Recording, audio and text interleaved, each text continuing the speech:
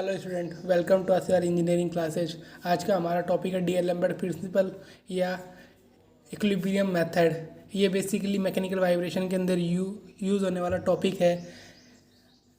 इससे पहले अगर आपने अभी तक हमारे मैकेनिकल वाइब्रेशन के टॉपिक नहीं देखे हैं तो आप वीडियो के प्लेलिस्ट में जाके देख सकते हैं, डिस्क्रिप्शन में भी लिंक दिया हुआ है, आप वहाँ से जाके वीडियो देख सकते हैं।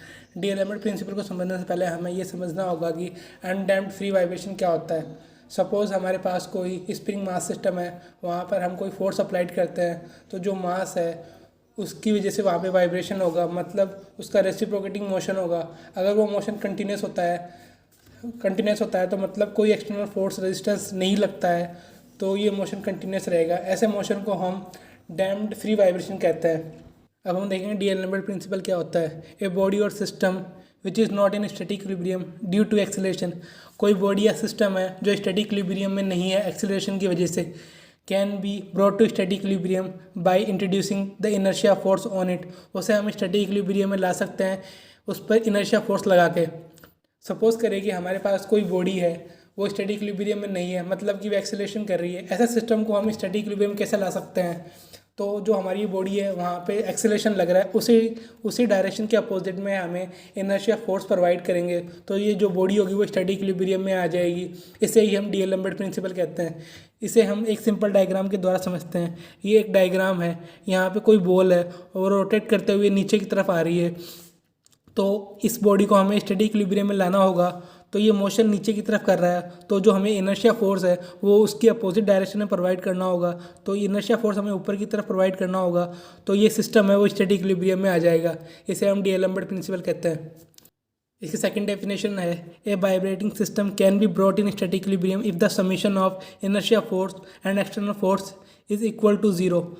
कि मतलब जो एक्सटर्नल फोर्स है और जो इनर्शिया फोर्स है उन दोनों का समीशन अगर ज़ीरो के इक्वल्स हो जाए तो इसे हम डीएलएम्बर्ट प्रिंसिपल कहते हैं। इसे हम एक डायग्राम के द्वारा समझते हैं। यहाँ एक स्प्रिंग, रिजिड सपोर्ट पे एक स्प्रिंग लगी है, उसका जो कांस्टेंट है उसे हम के से डिनोट करते हैं।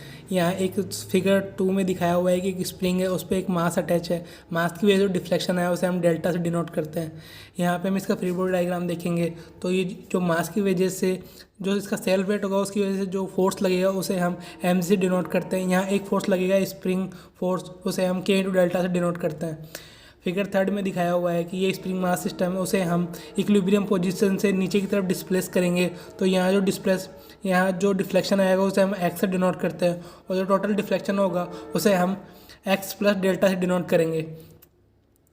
इसका फ्री बॉडी डायग्राम दिखाया हुआ है। सेल्फ वेट की वजह से जो फोर्स लगा है उसे एम से डिनोट करेंगे, और जो स्प्रिंग फोर्स होगा उसे हम के ब्रैकेट डेल्टा प्लस एक्स से डिनोट करेंगे।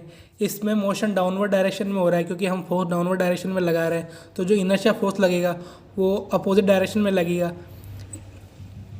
इनर्शिया फोर्स को हम ऊपर की तरफ लगाएंगे। इनर्शिया फोर्स होता है एम एक्स डबल डॉट। आप यहाँ पे देख सकते हो कि मैंने जो सभी फोर्स लग रहे हैं उन्हें मैंने नीचे लिख दिया है। वेट की वजह से जो फोर्स लग रहा है एम जी डाउनवर्ड डायरेक्शन में लग रहा है, और जो स्प्रिंग की वजह से फोर्स लग रहा है के bracket x plus delta plus x upward direction में लग रहा है, और जो इनर्शिया फोर्स है एम एक्स डबल डॉट वो अपवर्ड डायरेक्शन में लग रहा है।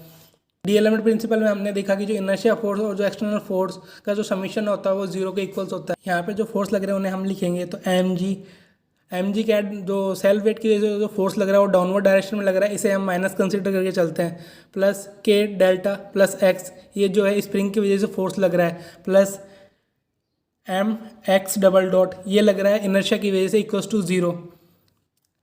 अब ये जो के इसको हम इस ब्रैकेट को ओपन करेंगे तो जो इक्वेशन होगी minus M G plus K delta plus K X plus M X double dot equals to zero. इस इक्वेशन में जो एम जी और के इंटू डेल्टा है वो इक्वल्स होंगे, क्योंकि हमने डायग्राम में देखा एम जी डाउनवर्ड लग रहा है तो के इंटू डेल्टा ऊपर की तरफ लग रहा है, तो इन दोनों का ये दोनों जो होगी वो इक्वल्स टू हो जाएंगे।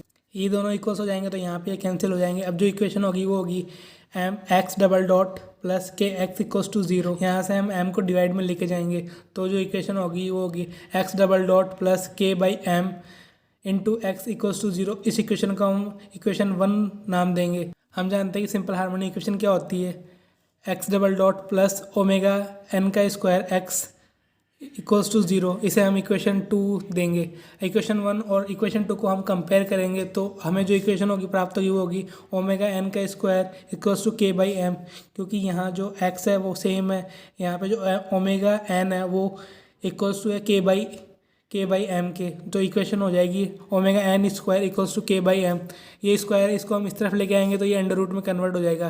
तो जो इक्वेशन होगी वो omega N equals to under root K by M.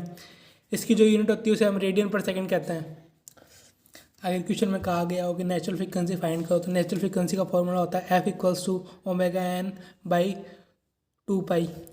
तो जो ओमेगा एन है उसे हम यहाँ से पुट करेंगे तो जो फ्रीक्वेंसी होगी F equals to 1/2 pi into under root K by M. अब हम के बाई एम को जी बाई डेल्टा भी लिख सकते हैं, क्योंकि जो एम जी इक्वल्स टू होता है वो के इंटू डेल्टा होता है। तो ये जो इक्वेशन हो जाएगी वो कन्वर्ट होकर हो जाएगी K by M equals to G by delta. तो हम के बाई एम को जी बाई डेल्टा भी लिख सकते हैं। तो फ्रीक्वेंसी हो गई F equals to 1/2 pi into G by delta. जो फ्रीक्वेंसी की यूनिट होती है उसे हम हर्ट्ज में डिनोट करते हैं। अब जो टाइम पीरियड होता है वो 1/फ्रीक्वेंसी होता है। तो टाइम पीरियड को हम टी पी लिखते हैं। तो time period equals to 1/फ्रीक्वेंसी।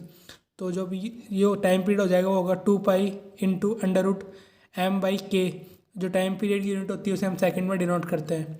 Video अच्छा लगा हो तो इसे लाइक शेयर सब्सक्राइब करें। Thank you.